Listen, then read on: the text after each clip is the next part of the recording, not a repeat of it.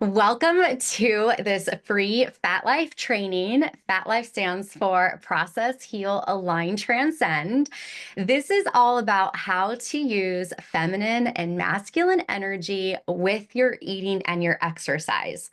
So I'm very, very excited to share this with you because when I was figuring this out for myself, I was like, this is life changing. It was life changing for me in the moment, but I also knew that I was going to incorporate it into my fitness career that I've had for 24 years in a very powerful way. And this is the first time that I'm sharing it in this exact way. So I'm very, very, very, very happy about this. So we're going to relate to the experience of sabotage with our eating and our exercise habits that are necessary for whatever health goal you have or whatever body goal you have.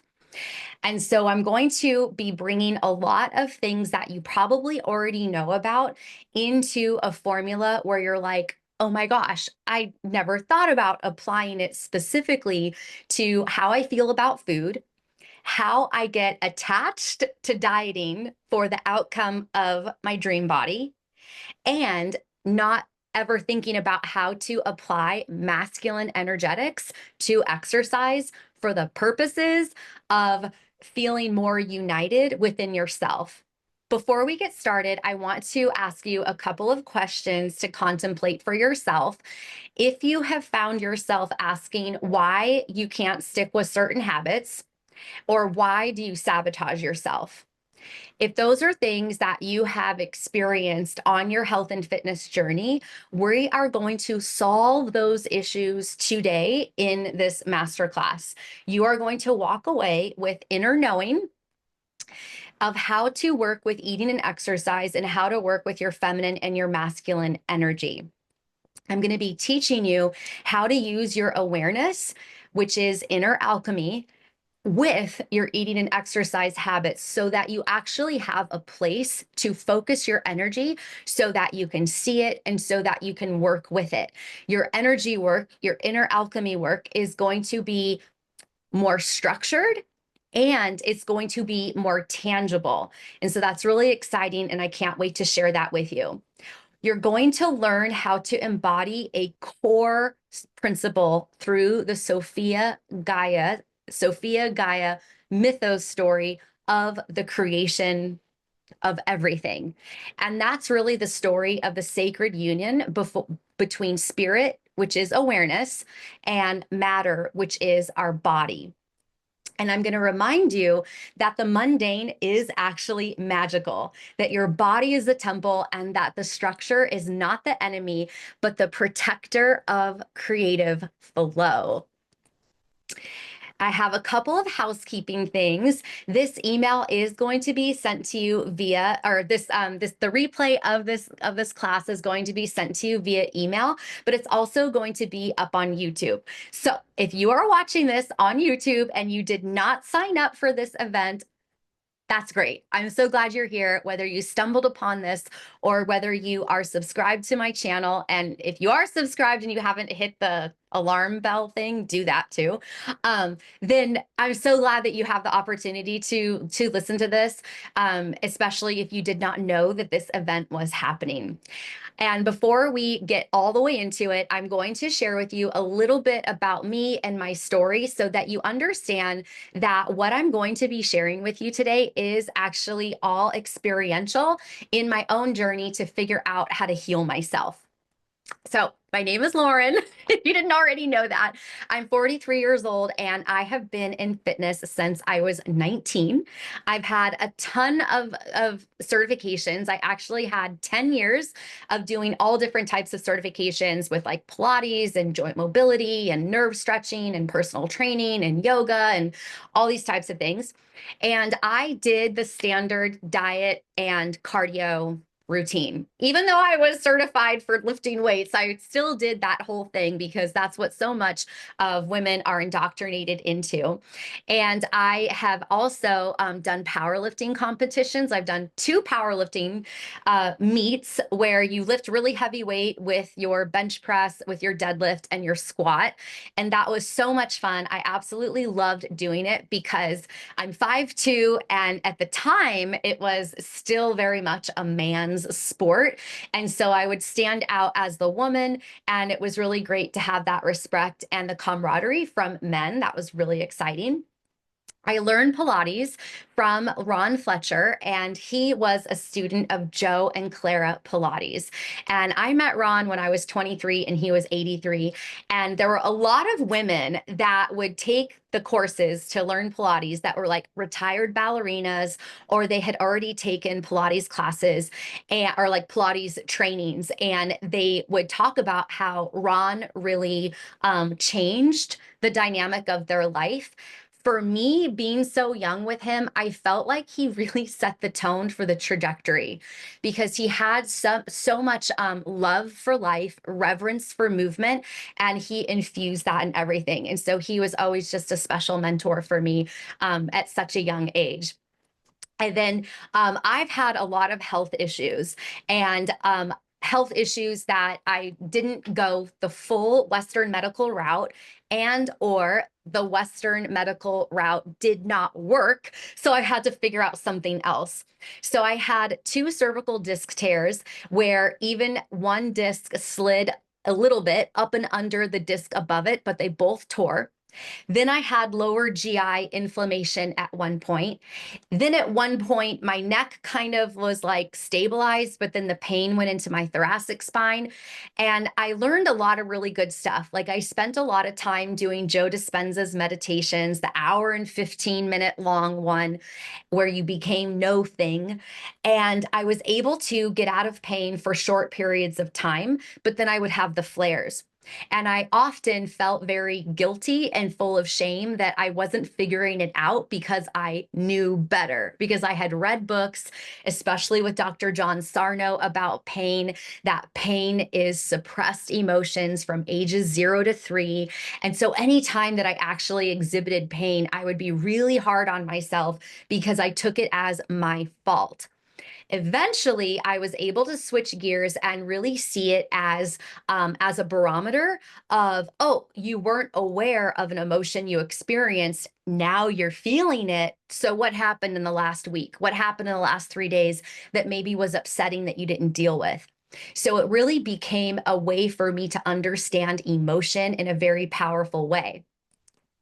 But then what happened is when I had lower GI inflammation, I went oh, and by the way, when I say that like the Western route with the pain didn't fully work, I got the epidural when I had first had my herniations.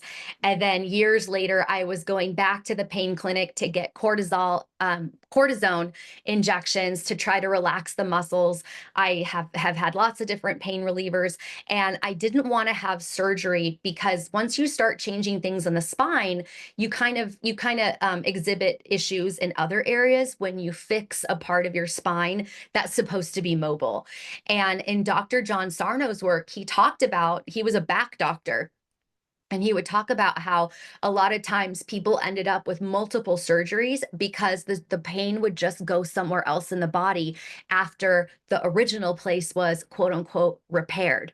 So I was like, okay, let me figure this out, if it's an emotional experience. And it definitely was for me, but I do have a lifestyle where I'm very supported with my spine.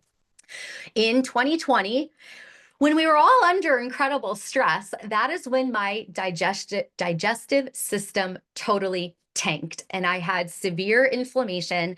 It was excruciatingly painful to digest food. It was painful to go to the bathroom. And I decided to go into Korean acupuncture, where I got assessed to see what my constitution type was. So that meant that I ended up eliminating a whole bunch of foods that most of us would assume are healthy, but I eliminated a lot of foods like pineapple, peaches, fish, um, berries, a lot of things that we think are healthy, greens, no broccoli, no asparagus, no leafy vegetables, because those were the things that were irritating my lower GI tract. So I got to a place where after 4 months of eating in that regimented way, I was like, okay, I'm comfortable with the limitations within this. The payoff was extraordinary. Within 3 days of going to this acupuncturist, I didn't have symptoms in the lower GI tract where it was exiting my body. And then the more I eliminated the things that he said to eliminate, the better I felt. So I stuck with it. But that was not enough because I had always wanted to have a six pack and I thought, I can do this. So after 4 months of getting used to that regimented plan, then I went on diets to reduce my calorie intake so that I could burn the fat to reveal more muscle. And during that time is when I learned how to use the food and our relationship with the diet strategy for our dream body, my six pack, as a way for inner alchemy. But I did not know that's what it was called at the time. All I knew is that I was figuring out how to spot the emotions in the food and my attachment to the diet, similarly to how I was using my body and my painful flares as an indication of emotions that I was not processing. So I've read a lot of books, I've gone to a lot of lectures, and I have experienced this for myself. And that is what I'm going to be sharing with you today. So I want to share something that I had journaled yesterday morning. Today is May 30th, that when you suppress who you are, you get into trouble. Pushing down or ignoring what you don't like about yourself always backfires. The solution is to organize it with the logos. And if you haven't heard of the logos, I'm going to reintroduce you to what that is. And a lot of the problems women have with their actual body, how it's manifesting health or disease, and how it's holding energy, a lot of times we say this as like the fat accumulation, have to do with what society has burdened us with. So in order to reconnect with ourselves before society changed with the patriarchy, we have to relearn a concept that predates the last 2,000 years. I went through a journey into finding out what the goddess symbology was for at least 300,000 years, according to archaeologists, before the patriarchal religions of Islam, Judaism, and Catholicism, of when there became an external male deity in which we had to be submissive to or believe in order to earn our seat in heaven. And the formation of those religions were based on making the feminine evil, unclean, shameful. And so I'm not going to get too deeply into all of that, but I am going to introduce you to what was a belief system before the patriarchal religions took place, because the patriarchal religions removed emotion. And if you're like me and you've really gotten into manifestation and you listen to Abraham Hicks and you've read all of these books, from the last century that were written by men, which is not a problem, but like, Think and Grow Rich and the Master Key System, a lot of what was missing, and I noticed right away, but my suppressed emotions didn't let me find the solution quite then because I was still struggling in my body. I knew emotion was missing. It was only mindset and action. But if you feel bad, how can you think positively? And then the more I went through this process of uncovering these things about our society, of how all emotion and feminine symbology was removed, was suppressed, it really made it so that people could still be submissive to societal structures, which cause all of our imbalances in the world. So I'm very excited to share this with you because I think it's going to resonate very deeply, and it is going to remind you of your inner knowing. So I'm going to share with you the inner knowing of Gnosticism, which means Gnostic means inner knowing. And the inner knowing is what was taught before these patriarchal religions were established, especially in the Fertile Crescent and along with the Greeks. And some of the words that we're using are actually from Greek mythology. So first, I mentioned earlier that there is the logos. The logos is the infrastructure that all light and matter, or that all light vibrates into matter from. It is the organizing structure. It's the sacred geometry. It's the flower of life. But it is also our structure within our body, in which the atoms that make up our body materialize into. And it is the divine blueprint. It is the order of the cosmos. It is the organizing principle of divine reason, cosmic law, and sacred geometry. The role of the logos is the masculine creative word or intelligence of source, often emanating directly from the monad, which is the ineffable, unknowable God. The monad is also a source energy, but not a God in the way that we usually think about it. It holds the structure, the pattern, the logic through which the universe is ordered. The logos is order. The vibe, I want you to think of it as a crystalline clarity, sacred math, the architecture of light. In relation to Sophia, which is the wisdom, the logos is her divine counterpart, not as a husband, but as a co-intelligence. She seeks to co-create with the logos, but acts out of deep yearning to create independently. So in this creation story, in the Gnostic creation story that's creating the inner knowing, the logos is the infrastructure so that we can actually create something within our lives. Now, the Sophia Gaia creation story has Sophia Gaia, and we just talked about the logos. So we're going to talk about Sophia very quickly. She is the light/wisdom that vibrates into matter around the logos, so around that sacred geometry. And she is the wisdom. She is the intelligence that has had experience, right? Because that's what wisdom is. When we're able to have an experience in life, usually the wisdom comes from the negative experience, but we become wise when we process and we create that meaning. So the light frequency, right, especially if you're a little bit familiar with quantum physics, the light frequency is actually a feminine polarity. Well, it's a feminine aspect, but it is a masculine polarity in terms of when we're talking about the non-physical. And when I realized this with everything that I had studied with manifestation, with energy, then I realized how much it made sense with the shift in society from the 300,000 years of goddess into the last 2,000 years of the patriarchal religions. It makes sense, and you'll see here in a second. So the essence is the eternal feminine wisdom, divine intuition, and ecstatic desire to birth creation. The role of the divine emanation of the pleroma, who falls into the lower realms out of compassion, curiosity, and longing to know creation more intimately. She initiates creation without her masculine counterpart, disrupting the balance. Now, this is really important because we have this amazing realm on the Earth's surface that things are unpredictable because it's not just us creating our reality.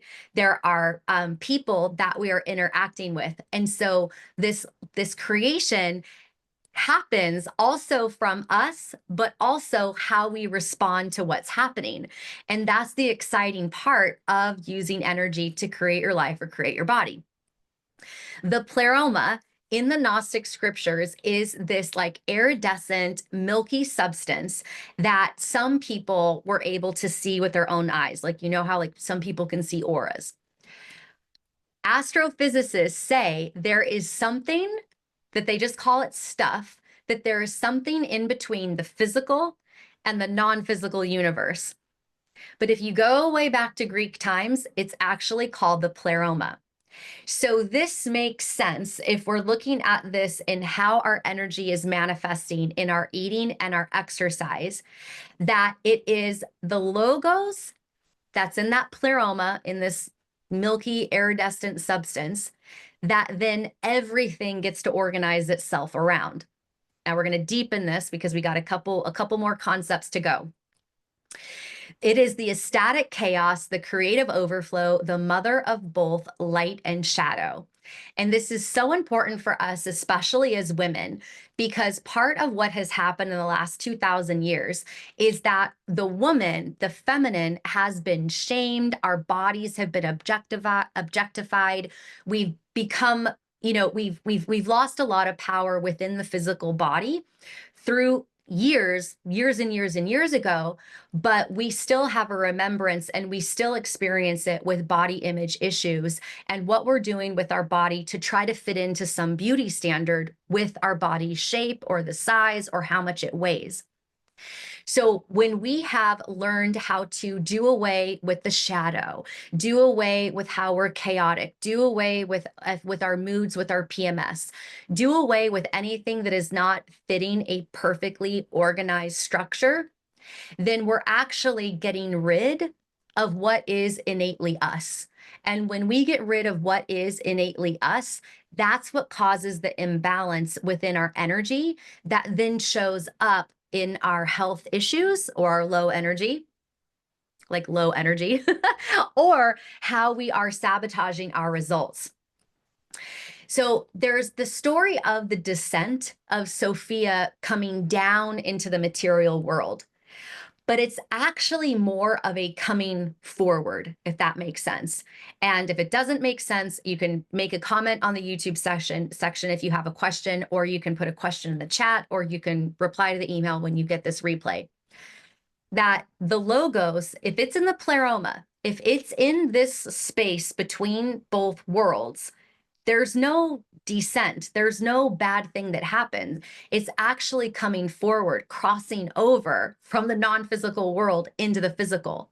And I think that that is a distinction that we have to learn, because I think that in our experiences being human, when we hear this story that a lot of people have, that was the story of creation 2,000 years ago, prior to 2,000 years ago, we're not quite understanding what some of the words mean. There is no descent. There is only a coming forward in our manifestation. And that's so helpful for us, especially as women and whatever it is that we're doing with our body, to understand that there is no bad, that there is no descent in our existence. So the next part of the Sophia Gaia creation story is Gaia. And Gaia in Greek means earth. It is matter. It is the creative form that happens after our thoughts. It is what we become. It is how we are creating our habits. It is how we are creating our life and our body. So she is the earth. This is the principle of the feminine actually becoming a thing. And it's so easy for us to recognize this with the label of feminine energy, because how many times do you hear people talk about their car? That's my girl. They like name their car a feminine name, right? So it's very easy to see how we relate feminine with material objects outside of the spiritual space, just how we relate to things. This is the embodied form of the wisdom in the material world, the living soul of the earth. It is Sophia who has made herself flesh. It is the light frequency in the quantum physics that has manifested as a particle. And in quantum physics, if you've studied up on it, a wave frequency can act the same as a particle simultaneously. So that means light and matter are the same.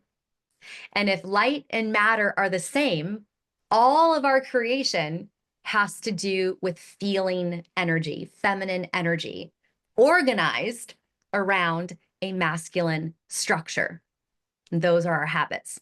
Okay, so we're gonna keep as we're moving through this, this training, I'm going to start to now put in the language of the habits so that we can create the structure so that we can actually have a higher energy and we can process the energy that's showing up in disease or low energy, tiredness, or in our sabotage. So the vibe of Gaia is that this is the living myth. This is the sacred matter, the mother of all life and death cycles. We have to inhale air in as the beginning of life, and we exhale air out as the death, so to speak, of just a breath. So we're always having a life and death experience. It's always as above, so below, as within, so without. We're always having these experiences.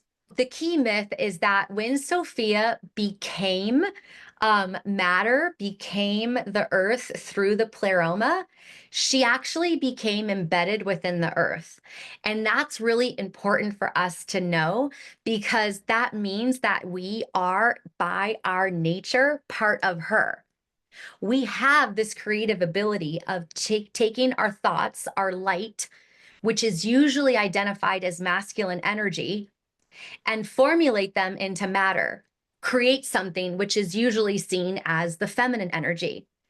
But what we have been missing for eons of time, 2,000 years, is that it's all about the feminine.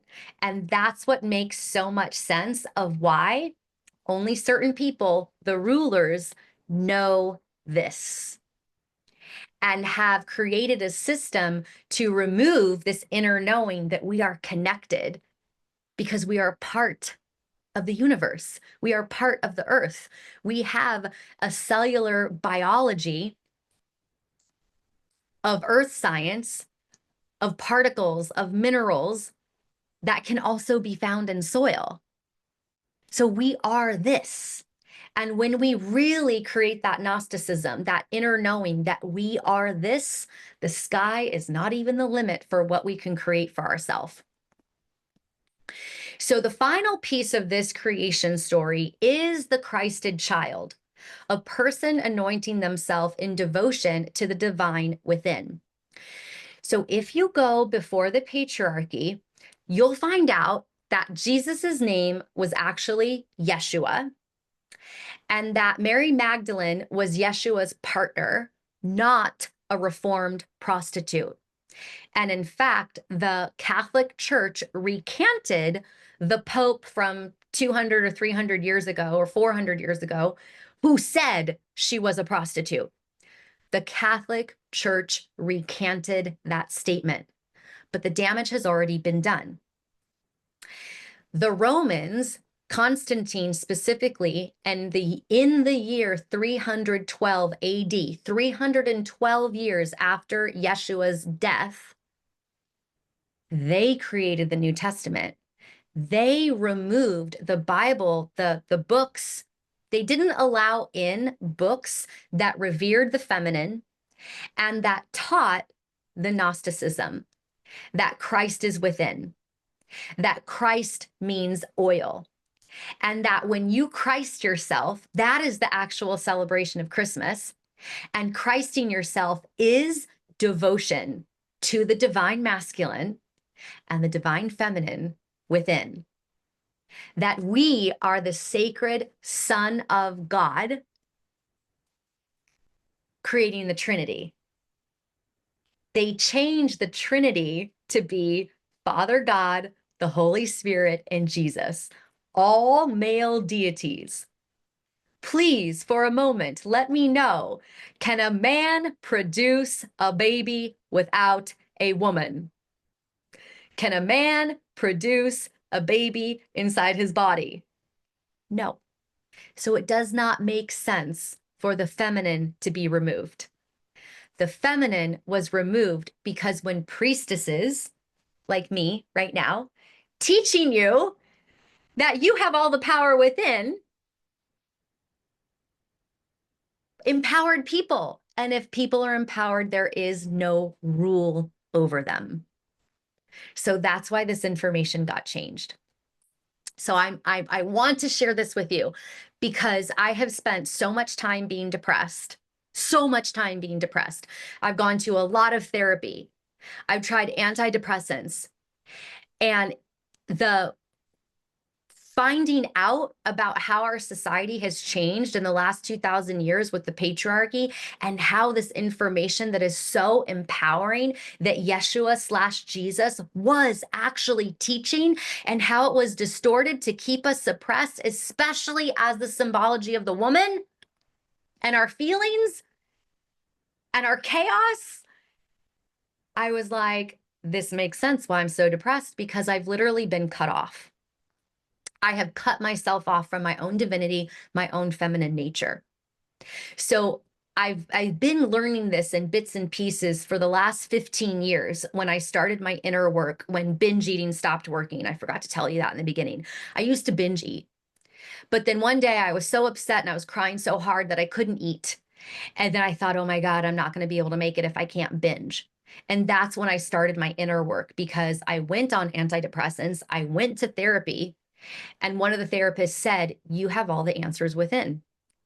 And I very smugly said, if I had all the answers within, I wouldn't be here. But he was correct, because he sent me on a journey. And I feel in my heart that that therapist saw me as a young 24, 25-year-old, I don't know how old I was, as like, this girl's just starting. She's in her 20s. She's just starting. Let me tell her this. So I've been on this quest to find these answers within. So I've learned about the chakras. I've learned about sacred geometry. I've learned about the aura. I've learned about different creation stories. I've learned about the patriarchy. I've learned about quantum physics. I've learned about how emotions manifest in the body so that I could get out of pain. So it's all come together. And so now that you know this, I want to start sharing with you how you're going to use this information that you're going to be able to create in your life. And that part of the chaos and the unknown that we experience is actually for the pleasure of it. Because in this creation story, it is that the creation story is mythological. And it's a way that people have intuited, right? Their inner knowing, their intuition, a way to express the experience of life, the way to help us navigate the experience of life. And these Gnostic scriptures are actually now quantified with science, especially quantum physics. So if you think about this again, that, okay, the logos, which got distilled down to just mean God, but God is multifaceted. There's multiple gears turning in the manifestation of energy. So if we go back to the beginning, the logos is the sacred geometry. It is the sacred structure in which light, frequency, waveform from quantum physics manifest into a particle, into matter. The logos is on the non-physical aspect of the universe. There's two universes. Astrophysicists confirm this. There's the non-physical universe and the physical. So the logos is on the non-physical. It's all embedded. It's not higher or lower. Non-physical has then the pleroma. The Gnostics, the Greeks, called it the pleroma, and it is described as an iridescent milky substance. Astrophysicists say there is something between the worlds. It is confirmed. Light is part of, quote unquote, God, how things come to existence. And there's a lot of symbology around light. Light is frequency. The higher the light, the higher the frequency, the less we can see it and hear it. The lower, the denser, the more we can see it and touch it, the more it becomes a thing. So light, as we have usually known it to be, we've seen that as the masculine, and vibration, the matter, how dense it is, as the feminine, but they're the same. Because the logos is the organizing structure so that light can become matter. And we think about our actions and our structure as masculine because the in the 300,000 years before the patriarchy, the role of the genders was that the women were creating and establishing things, and the men were the support, providing the infrastructure for us to actually create within. So that's how the masculine kind of got, that's how the feminine light frequency and the vibrational aspect got split into, we were not the same, that it was two separate entities, but it's actually the same.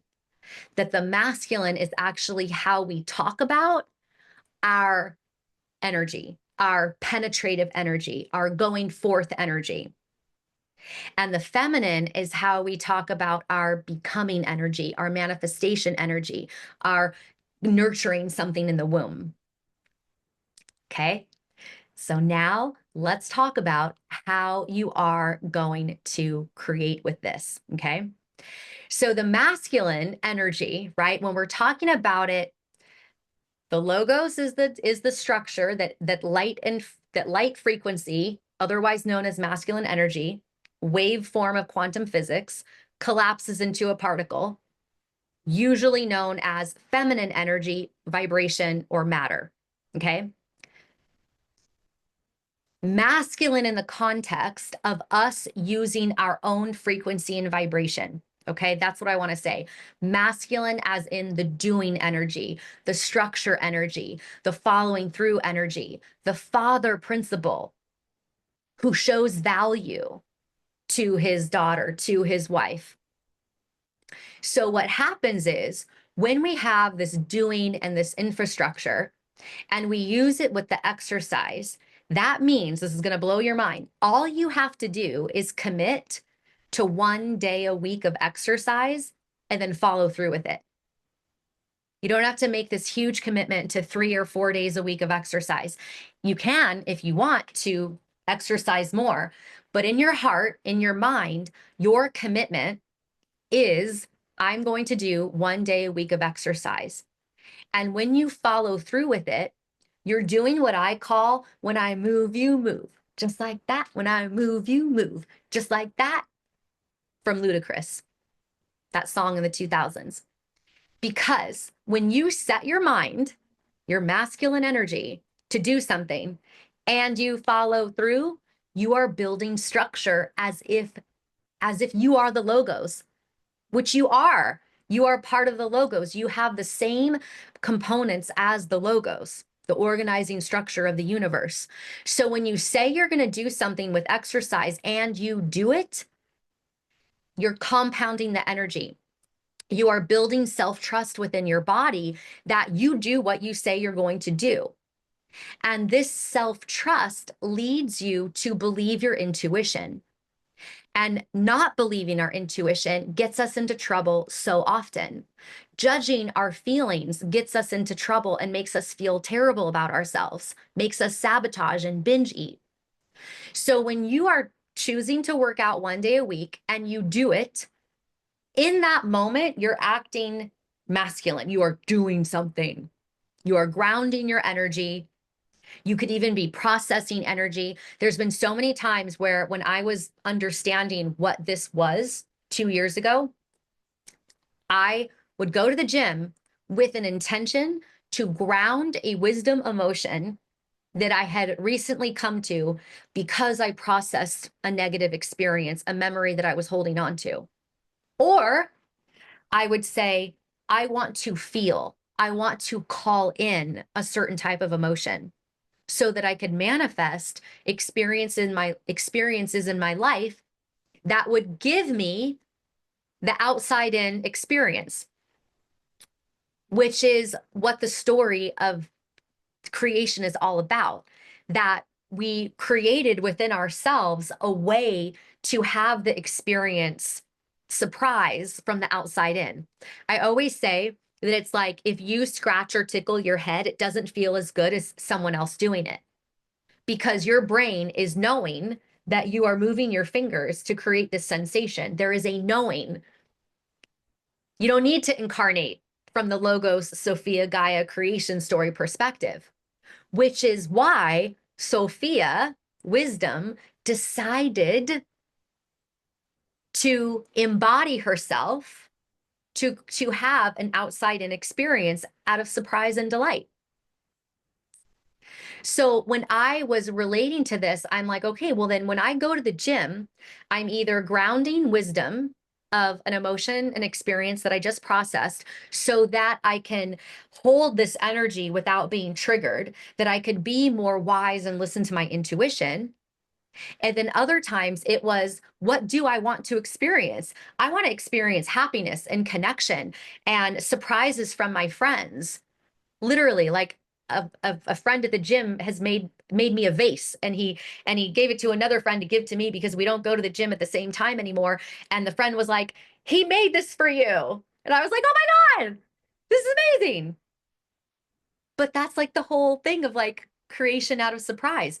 I use the exercise to create an emotional feeling in my body as a magnet, surprise and delight and happiness and connection, to then experience it in a way that I can't control so that I could have the joy, right?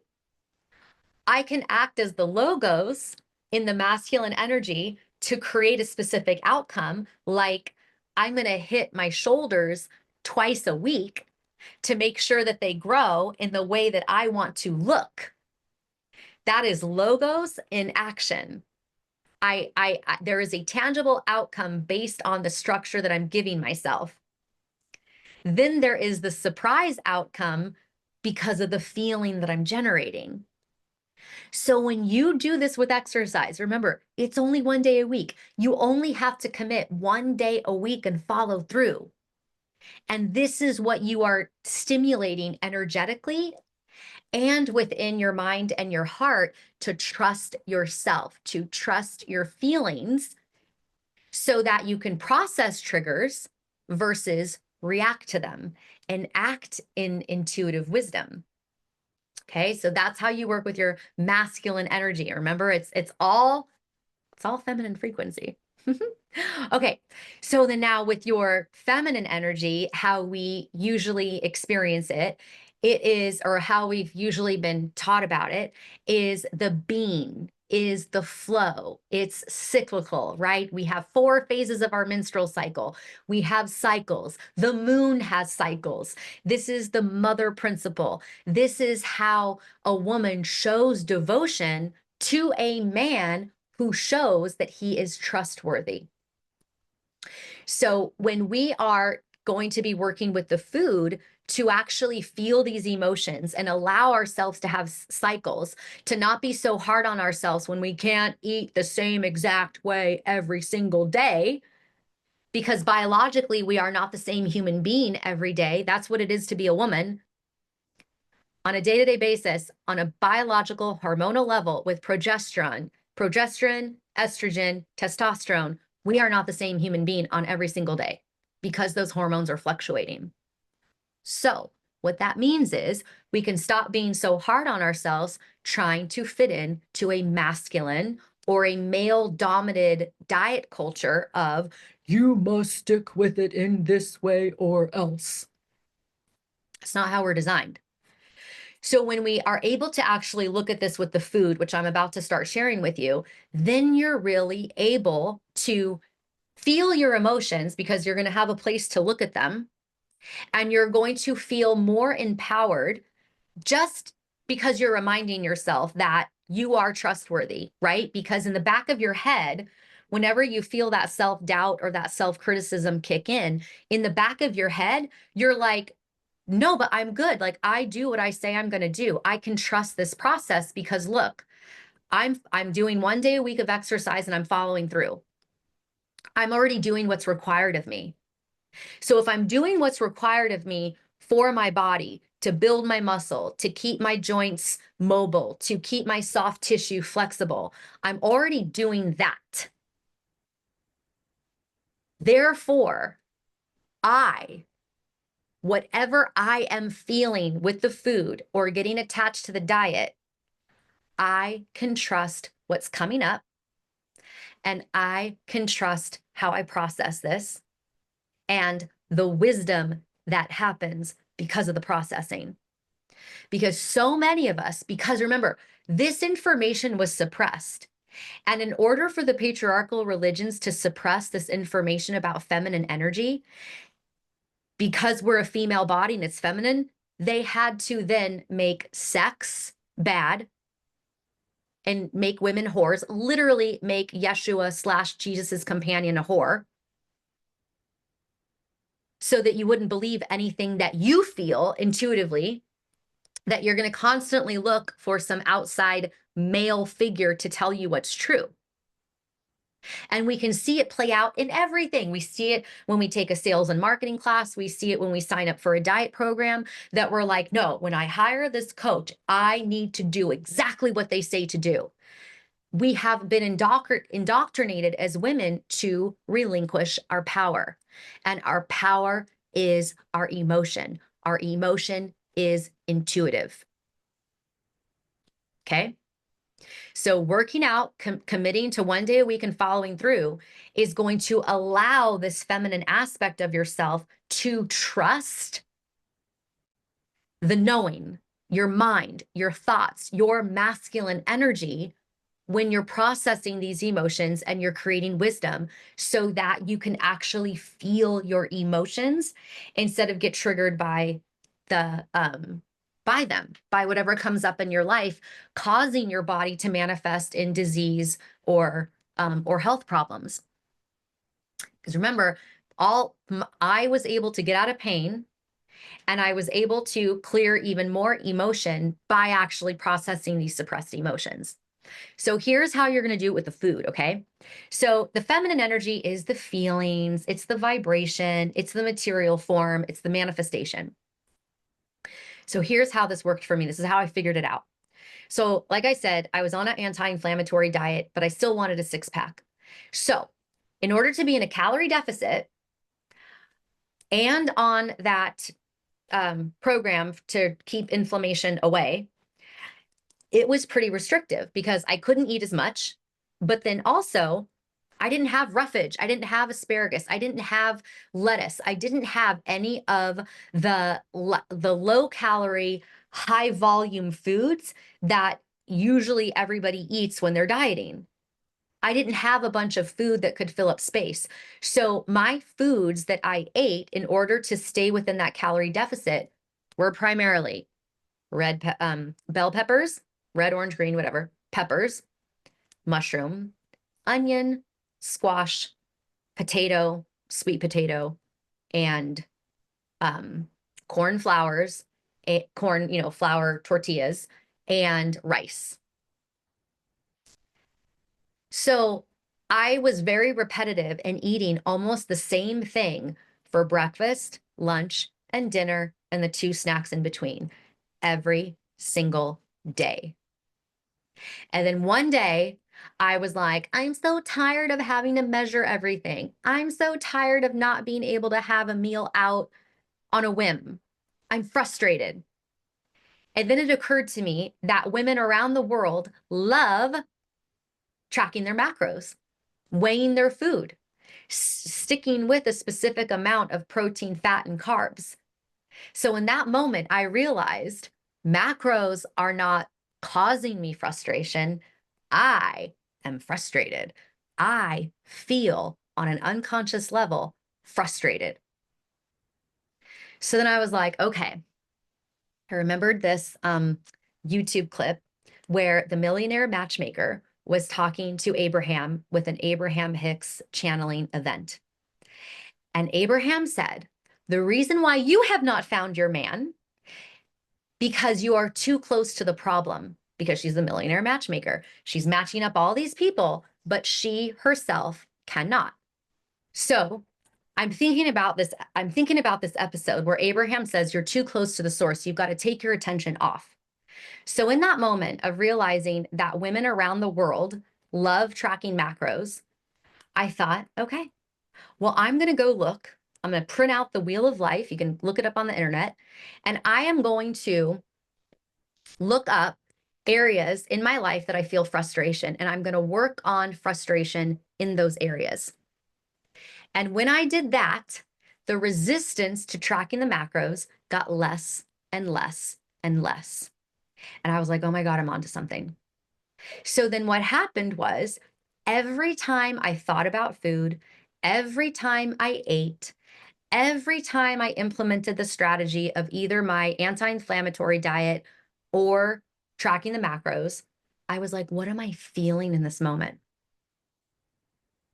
And I really felt whatever it was that I was feeling. And if it was negative, I'd be like, what does this remind me of? Does it make sense that I feel this way? What am I holding on to on an unconscious level? And, or if I couldn't, like nothing would come to mind, then I would just go work on that emotion in another area of life. And then the resistance went away. Then I deepened it and I thought about attachment trauma. And I thought about Dr. John Sarno's work that I can kind of mentioned about the inner child emotions of 0 to 3 and how we have these health problems if we have these inner child emotions that are not processed. They're just stored. I was like, okay, we get anybody, including me, who sabotages their dream body. We get attached to the dream body the same way we are wanting the connection to our parent when we experience physical or emotional separation, otherwise known as attachment trauma.